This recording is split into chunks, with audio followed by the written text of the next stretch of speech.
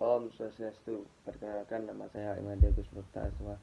Saya dari kelas 12 IPS 4. Saya akan membahas persatuan dan kesatuan bangsa Indonesia yang diganggu oleh munculnya paham-paham radikalisme dan terorisme yang diwujudkan dalam bentuk tindakan kekerasan.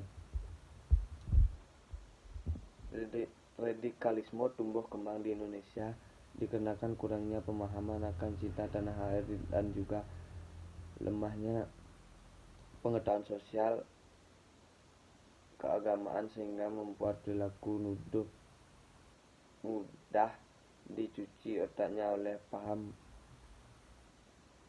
radikalisme.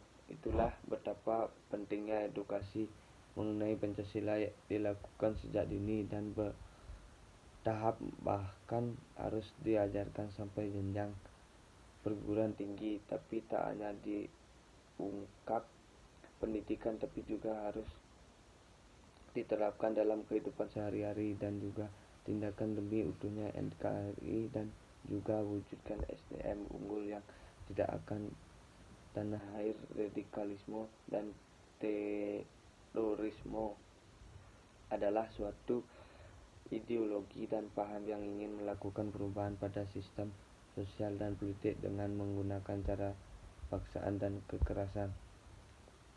Radikalisme dan terorisme ditinjau dari perspektif kewarganegaraan sampai pada kesimpulan bahwa radikalisme dan terorisme merupakan masalah bagi demokrasi, dan terorisme bagi Indonesia harus diletakkan sebagai persoalan serius. Mengapa?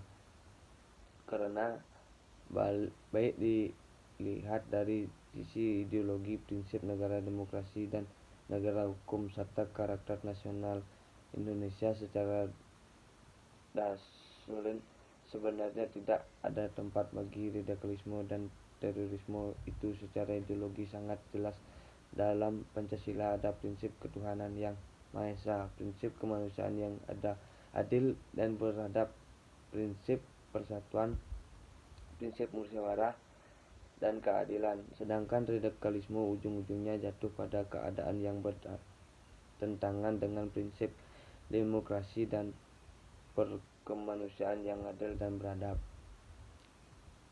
Upaya penanganan yang dilakukan pemerintah untuk mengatasi gangguan dan munculnya paham-paham di radikalisme dan terorisme, ada beberapa upaya yang harus dilakukan oleh pemerintah untuk mengatasi hal tersebut, antara lain sebagai berikut: memperkenalkan dan memahami ilmu dengan benar. Maksudnya adalah tidak hanya memperkenalkan pengetahuan umum saja. Meminimalisir kesenjangan sosial.